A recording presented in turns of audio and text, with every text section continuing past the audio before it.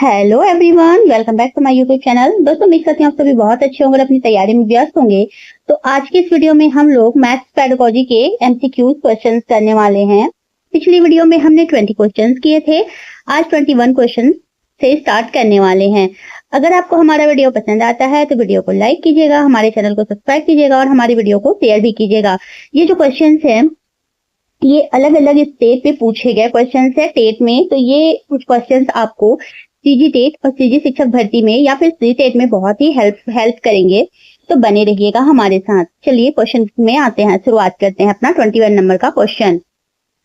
21 number का question है, आपकी कक्षा में कुछ विद्यार्थी लगातार गणित की परीक्षाओं और परीक्षणों में अच्छा प्रदर्शन नहीं कर पा रहे हैं। एक शिक्षक के रूप में आप क्या करेंगे? आपकी कक्षा में कुछ विद्यार्थी हैं जो गणित की परीक्षा और परीक्षण में अच्छा प्रदर्शन नहीं कर पा रहे हैं, तो एक शिक्षक के रूप में आपकी जिम्मेदारी क्या होगी? उनको उच्च उपलब्धि वालों के साथ बिठा देंगे, अच्छा न करने के परिणामों को समझाएंगे, और तीसरा है अभ्यास के लिए अधिक टेस्ट देंगे, और चौथा है कारणों का निदान करेंगे और उपचारी कदम उठाएंगे। तो हमसे क्वेश्चन में पूछा गया था कि यदि आपकी कक्षा के कुछ विद्यार्थी हैं जो लगातार गणित की परीक्षाओं में अच्छा प्रदर्शन नहीं कर पा रहे हैं, तो एक शिक्षक होने के नाते आपकी क्या जिम्मेदारी है? तो हमारा आंसर 4 सही हो जाएगा। कारणों का निदान करेंगे और उपचारी कदम उठाएंगे। आइए इसकी व्याख्या भी देख लेते हैं। कक्षा में जो विद्यार्थी लगातार गणित की परीक्षाओं और परीक्षणों में अच्छा प्रदर्शन नहीं कर रहे हैं, उनके कारणों को समझकर कि वह कहां पर त्रुटि कर रहे हैं, उसके बाद उपचारी कदम उठाकर उनके कारणों का निदान करेंगे। चलिए अगले क्वेश्चन की ओर आते हैं। गणित के समावेशी कक्षा कक्ष में दृष्टि बाधित शिक्षार्थियों की आवश्यकताओं को संबोधित करने के लिए आपकी क्या नीति होगी? गणित में उच्च अंक प्राप्त करने वालों के साथ उनके जोड़े बना देंगे, उनके लिए वैकल्पिक अध्यापन अधिगम और आकलन पद्धति की अभिकल्पना करेंगे, शिक्षार्थियों को विशेष शिक्षक के पास भेजेंगे और गणित के बदले कोई दूसरा विषय दे देंगे। तो गणित के एक समावेशी कक्षा की बात हो रही है, समावेशी कक्षा की बात हो रही है। कक्षा कक्ष में दृष्टि बाधित शिक्षार्थियों की आवश्यकताओं को संबोधित करने के लिए आपकी नीति क्या होगी? एक समावेशी कक्षा में सभी तरह के विद्यार्थी होते हैं। तो एक समावेशी कक्षा है जिसमें दृष्टि बाधित शिक्षार्थी हैं, उनकी आवश्यकताओं को संबोधित करने के लिए आपकी क्या नीति होगी, यह पूछा जा रहा है। तो ऑप्शन ए है, गणित में उच्च अंक प्राप्त करने वालों के साथ उनके जोड़े बना देंगे। तो नहीं, ये नहीं होगा। ऑप्शन 2 है, उनके लिए वैकल्पिक अध्यापन अधिगम और आकलन पद्धति की अभिकल्पना करेंगे।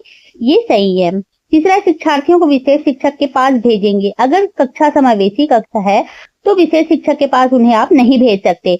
और चौथा है, गणित के बदले कोई दूसरा विषय दे देंगे। तो ये तो बिल्कुल ही गलत हो जाएगा। तो हमारा ऑप्शन जो 2 है वो सही आंसर हो जाएगा कि दृष्टिबाधित शिक्षार्थियों की आवश्यकताओं के लिए वैकल्पिक अध्यापन अधिगम और आकलन पद्धति की अभिकल्पना करेंगे। गणित के समावेशी कक्षा कक्ष में दृष्टिबाधित शिक्षार्थियों की आवश्यकता को संबोधित करने के लिए उनके लिए अलग से अध्यापन अधिगम और आकलन पद्धति की अभिकल्पना करने की नीति अपनानी होगी। क्वेश्चन नंबर 23 है।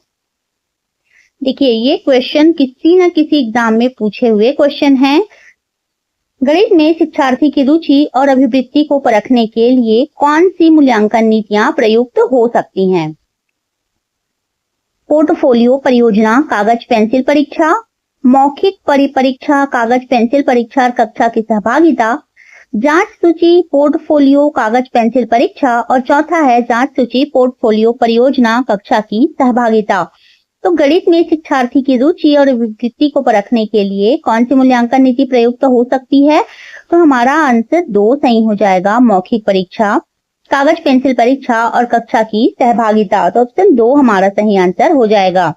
गणित में शिक्षार्थी की रुचि और अभिवृत्ति को परखने के लिए मौखिक परीक्षा, कागज पेंसिल परीक्षा, कक्षा की सहभागिता जैसी मूल्यांकन नीतियां प्रयुक्त की जाती हैं। 24 नंबर के क्वेश्चन में आते हैं। कक्षा 7 की गणित शिक्षिका नीता गणित के कक्षा कक्ष में सर्वेक्षण पर आधारित बहुत सारी परियोजनाएं प्रोजेक्ट देती हैं। इस क्रियाकलाप का उद्देश्य क्या है? कक्षा 7 की गणित शिक्षिका है नीता, जो गणित के कक्षा कक्ष में सर्वेक्षण पर आधारित बहुत सारी प्रोजेक्ट देती हैं। इस क्रियाकलाप का उद्देश्य क्या है? समस्या सुलझाने के कौशल को प्रोत्साहन करना, प्राथमिक आंकड़ों को एकत्रित करने का अवसर विद्यार्थियों को प्रदान करना, कक्षा कक्ष की एक व्यवस्था को भंग करना, और चौथा है वैकल्पिक आकलन के लिए इसका उपयोग करना। उपर्युक्त उद्देश्यों में से कौन सा सही है, यह पूछा जा रहा है। तो समस्या सुलझाने के कौशल को प्रोत्साहित करना, ये तो पॉजिटिव आंसर है। प्राथमिक आंकड़ों को एकत्रित करने का अवसर विद्यार्थियों को प्रदान करना हमेशा ही पॉजिटिव रहता है। कक्षा कक्ष की एक व्यवस्था को भंग करना, तो ये निगेटिव है। वैकल्पिक आकलन के लिए इसका उपयोग करना, तो ये भी सही हो जाएगा। तो पहला, दूसरा और चौथा, तो ऑप्शन ए हमारा सही आंसर हो जाएगा।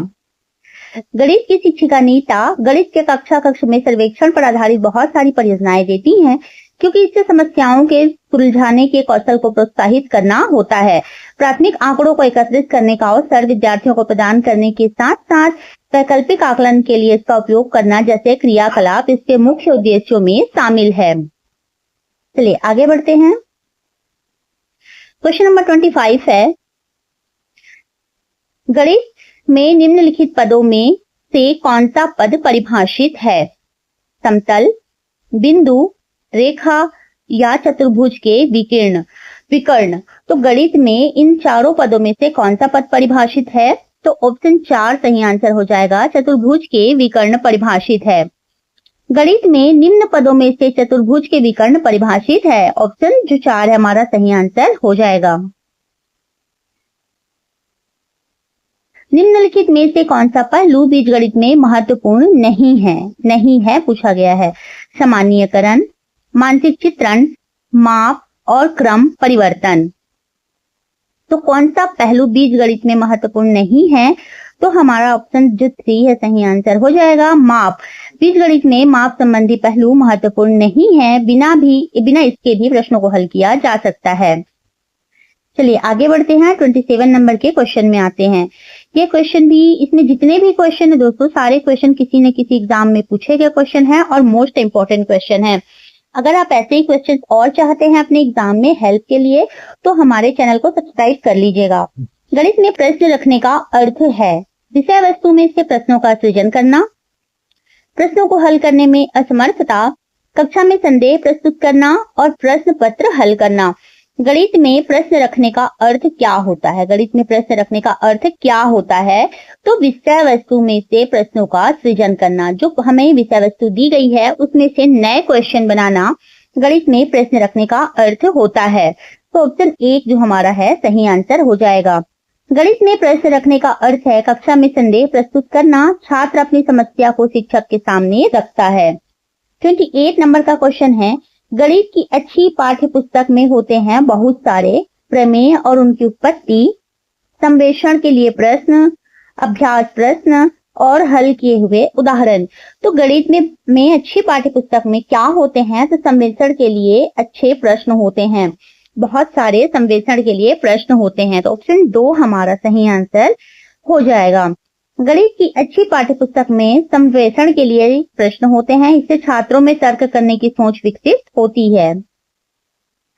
29 नंबर का क्वेश्चन है, निम्नलिखित कथन पर विचार कीजिए। प्रत्येक विषम प्राकृत संख्या एक अभाज्य संख्या है। उत्पत्ति की निम्नलिखित विधियों में से किसका प्रयोग उपर्युक्त कथन के प्रमाण खंडन हेतु किया जा सकता है? ऑप्शन ए है प्रतिवाद द्वारा उत्पत्ति, ऑप्शन बी है खंड विधि, ऑप्शन सी है प्रत्यक्ष उत्पत्ति और ऑप्शन डी है प्रतिस्थिति द्वारा उत्पत्ति। तो हमसे क्वेश्चन में पूछा गया है प्रत्येक विषम प्राकृत संख्या एक अभाज्य संख्या है। उत्पत्ति की निम्नलिखित विधियों में से किसका प्रयोग उपर्युक्त कथन के प्रमाण खंडन हेतु किया जाता है? तो हमारा सही आंसर हो जाएगा प्रतिस्थिति द्वारा उत्पत्ति। ऑप्शन 4 हमारा सही आंसर है। प्रतिस्थिति द्वारा उत्पत्ति का प्रयोग कथन में किया जा रहा है। क्वेश्चन नंबर 30 है, गणित में दुश्चिंता के लिए निम्नलिखित में से कौन सा घटक उत्तरदायी नहीं है? पाठ्यक्रम, विषय की प्रकृति, लिंग या परीक्षा की पद्धति। तो गणित में दुश्चिंता के लिए कौन सा घटक उत्तरदायी नहीं है पूछा गया है। तो पाठ्यक्रम तो है, विषय की प्रकृति भी है और परीक्षा की पद्धति भी है, परंतु लिंग का गणित से कोई संबंध नहीं होता है। तो ऑप्शन 3 हमारा सही आंसर हो जाएगा। गणित में दुश्चिंता के लिए कौन सा घटक उत्तरदायी नहीं है? तो लिंग का गणित से कोई संबंध नहीं होता है। 31 नंबर का क्वेश्चन है, अनीशा और अमित कक्षा 7 में पढ़ते हैं। अनीशा ने अमित से कहा कि यदि उनकी कक्षा में प्रत्येक विद्यार्थी के गणित की अंकों में 5 की वृद्धि की जाए तो औसत में 5 की वृद्धि होगी। उसने आगे यह भी कहा कि यही संख्याओं के लिए सही होगा। अमित इससे सहमत नहीं हुआ और अनीशा ने 5 के स्थान पर n लेकर इसे सिद्ध किया। अनीशा ने क्या उपयोग किया है? अनीशा ने किस चीज का उपयोग किया है या पूछा गया है? तो चलिए ऑप्शंस देखते हैं। निगमनित तर्क का उपयोग किया है, सामान्य ज्ञान का, आकलन का या आगमनिक तर्क का उपयोग किया है। तो हमारे क्वेश्चन 31 नंबर के क्वेश्चन का सही आंसर हो जाएगा ऑप्शन 1 निगमनित तर्क का। अनीशा ने निगमनित तर्क का उपयोग किया है। चलिए आगे बढ़ते हैं। 32 नंबर का क्वेश्चन है, ज्यामिति में उत्पत्ति लिखना संकेत करता है कथन के तर्क या औचित्य का। ज्यामिति प्रश्न के वर्णन को, किसी आवृत्ति को खींचने के पद को या द्विस्तंभीय तालिका को जिसमें अभिगृहित और निगमन है। तो ज्यामिति में उत्पत्ति लिखना संकेत किसका संकेत करता है? तो कथन के तर्क या औचित्य का संकेत करता है। ऑप्शन 1 हमारा सही आंसर हो जाएगा। ज्यामिति में उत्पत्ति लिखना कथन के तर्क या औचित्य की ओर संकेत करता है। 33 नंबर का क्वेश्चन है, दो पूरक कोण 2:3 के अनुपात में है, उनको ज्ञात कीजिए। कक्षा 7 की एनसीईआरटी की पाठ्य पुस्तक के उपरोक्त प्रश्न का संदर्भ यह है कि निम्न श्रेणी का विचार है, क्योंकि यह जानकारी का प्रत्यक्ष स्थिति में उपयोग करने पर आधारित है। उच्चतर श्रेणी का विचार है, क्योंकि यह अपेक्षा करता है कि दी हुई जानकारी की व्याख्या की जाए, इसका विश्लेषण किया जाए, इसके प्रयोग से वांछित जानकारी प्राप्त की जाए। ऑप्शन 3 है, उच्चतर श्रेणी का विचार है, क्योंकि यह अपेक्षा करता है कि दी हुई जानकारी से चित्र की रचना की जाए। और ऑप्शन 4 है, निम्न श्रेणी का विचार है, क्योंकि यह स्मरण ज्ञान पर आधारित है। दो पूरक कोण है 2:3 के अनुपात में है, उनको ज्ञात कीजिए। कक्षा 7 की एनसीईआरटी की पाठ्य पुस्तक के उपरोक्त प्रश्न का संदर्भ यह है कि उच्चतर श्रेणी का विचार है, क्योंकि यह अपेक्षा करता है कि दी हुई जानकारी की व्याख्या की जाए, इसका विश्लेषण किया जाए और इसके प्रयोग से वांछित जानकारी प्राप्त की जाए। तो ऑप्शन जो 2 है हमारा सही आंसर है। पाठ्य पुस्तक अनुसार यह उच्च श्रेणी का प्रश्न है और अपेक्षा करता है जिसकी व्याख्या की जाए, विश्लेषण किया जाए और वांछित जानकारी प्राप्त की जाए। चलिए बढ़ते हैं अगले क्वेश्चन की ओर। क्वेश्चन नंबर 34 है, सिद्ध कीजिए कि ऐसी कोई भी परिमेय संख्या नहीं है जिसका वर्ग 2 है, इस प्रकार की उत्पत्ति है। सिद्ध कीजिए कि ऐसी कोई भी परिमेय संख्या नहीं है जिसका वर्ग 2 है, इस प्रकार की उत्पत्ति क्या है? विरोध द्वारा उत्पत्ति है, प्रत्युदाहरण द्वारा उत्पत्ति है, प्रतिस्थिति द्वारा उत्पत्ति है या प्रत्यक्ष उत्पत्ति है। तो सिद्ध करना है कि ऐसी कोई भी परिमेय संख्या नहीं है जिसका वर्ग 2 है या किस प्रकार की उत्पत्ति है। तो यह प्रत्युदाहरण द्वारा उत्पत्ति है। ऑप्शन 2 है हमारा सही आंसर हो जाएगा। 35 नंबर के क्वेश्चन है, गणित में प्रदर्शन उल्लेख नहीं करता है। एक महत्वपूर्ण ज्यामिति परिणाम का प्रमेय में व्यक्त करना, दिए गए आंकड़ों को आलेख द्वारा व्यक्त करना, संख्या श्रेणी को ज्यामिति प्रतिरूप में व्यक्त करना और दो चरों के मध्य संबंध को समीकरण में व्यक्त करना। तो गणित में प्रदर्शन उल्लेख नहीं करता है एक महत्वपूर्ण ज्यामिति परिणाम को प्रमेय में व्यक्त करना। तो ऑप्शन जो 1 है हमारा सही आंसर हो जाएगा। 36 नंबर का क्वेश्चन है, कक्षा 8 की एक एनसीईआरटी एक्सेम्पलर पुस्तक प्रश्न प्रदर्शिका में 5वीं इकाई चतुर्भुजों को समझना और ज्यामितीय प्रयोग के अंत में बहुत सारे क्रियाकलाप जैसे कि चौपड़ की रचना, चीनी पहेली की रचना इत्यादि दिए हुए हैं। इस प्रकार के कार्यों के उद्देश्यों में से एक उद्देश्य सहायता करना है। चलिए ऑप्शन देखते हैं। गतिबोध वाले शिक्षार्थियों को केवल अपने दृश्य विचार कौशल में सुधार करने में, श्रोतागण शिक्षार्थियों को केवल अपनी सृजनात्मक कला को सुधारने में, सभी शिक्षार्थियों को अपनी विभिन्न विधा शैलियों के साथ स्थानिक स्थिति सुधारने में, और 4 है दृष्टि वाले शिक्षार्थियों को केवल अपनी विश्लेषणात्मक कला को सुधारने में। तो हमारा सही आंसर हो जाएगा। एक बार चलिए क्वेश्चन फिर से पढ़ लेते हैं। कक्षा 8 की एनसीईआरटी की एक पुस्तक है प्रश्न प्रदर्शिका, उसमें 5वीं इकाई में चतुर्भुजों को समझना और ज्यामिति प्रयोग के अंत में बहुत सारे क्रियाकलाप जैसे कि चौपड़ की रचना, चीनी पहेली की रचना इत्यादि दिए हुए हैं।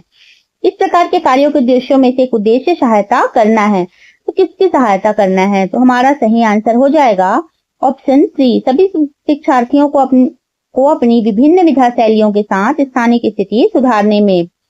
इस प्रकार के कार्य सभी शिक्षार्थियों को अपनी विभिन्न विधा शैलियों के साथ स्थानीय की स्थिति सुधारने में मदद करती है। 37 नंबर का क्वेश्चन है, गणित की परियोजनाओं के बारे में निम्नलिखित कथनों में से कौन सा सही नहीं है? वे समस्या समाधान कौशल को बढ़ाते हैं, वे अंतर विषयी अनुबंधों को सिद्ध करते हैं, वे गणित में अंक प्राप्त करना आसान करते हैं, वे अन्वेषण कौशल को प्रोत्साहित करते हैं। तो 37 नंबर का क्वेश्चन का सही आंसर हो जाएगा ऑप्शन 3, वे गणित में अंक प्राप्त करना आसान करते हैं। गणित की परियोजनाओं के बारे में कौन सा कथन सही नहीं है पूछा गया है? तो वे गणित में अंक प्राप्त करना आसान करते हैं, ये हमारा ऑप्शन सही नहीं है। तो हमारा सही जवाब हो जाएगा ऑप्शन 3। 38 नंबर का क्वेश्चन है, निम्नलिखित में से कौन सा क्रियाकलाप आंकड़ों के प्रस्तुतिकरण और आंकड़ों के निरूपण के लिए उपयुक्त नहीं है? सर्वेक्षण, वाद विवाद, समाचार पत्र रिपोर्ट और चौथा है परियोजना। तो क्वेश्चन में हमसे पूछा गया है कि कौन सा क्रियाकलाप आंकड़ों के प्रस्तुतिकरण और आंकड़ों के निरूपण के लिए उपयुक्त नहीं है? तो वाद विवाद ये आंकड़ों के निरूपण और प्रस्तुतिकरण के लिए उपयुक्त नहीं है। तो ऑप्शन 2 हमारा सही आंसर हो जाएगा। 39 नंबर का क्वेश्चन है, उच्च प्राथमिक स्तर पर आंकड़ों के प्रबंधन का केंद्र होता है। उच्च प्राथमिक स्तर पर आंकड़ों के प्रबंधन का केंद्र होता है आंकड़ों का केवल प्रस्तुतिकरण, आंकड़ों का केवल संगठन, आंकड़ों को एकत्रित करने की तकनीक और चौथा है आंकड़ों का संग्रह, संगठन और प्रस्तुति। तो 39 नंबर का क्वेश्चन है, उच्च प्राथमिक स्तर पर आंकड़ों के प्रबंधन का केंद्र क्या होता है? तो आंकड़ों का संग्रह, संगठन और प्रस्तुति यह उच्च प्राथमिक स्तर पर आंकड़ों के प्रबंधन का केंद्र होता है। उच्च प्राथमिक स्तर पर आंकड़ों से संबंधित सभी पहलुओं पर ध्यान दिया जाता है, जिसमें आंकड़ों को संग्रहित करना, व्यवस्थित करना और प्रस्तुत करना सभी आता है। क्वेश्चन नंबर 40 है, गणित में समस्या के समाधान का निम्नलिखित में से कौन सा तरीका नहीं है पूछा गया है? नहीं को बिल्कुल ध्यान में रखा कीजिए।